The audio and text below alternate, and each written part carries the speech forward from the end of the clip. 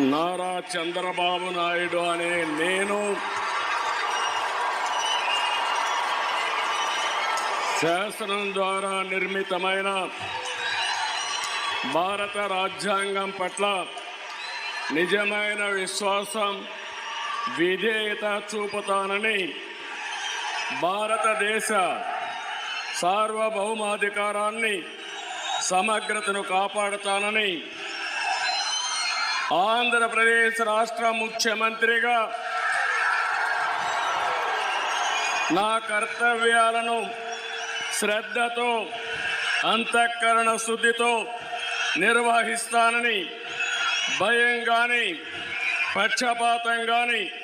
రాగద్వేషాలు కానీ లేకుండా రాజ్యాంగాన్ని, శాసనాలను అనుసరించి ప్రజల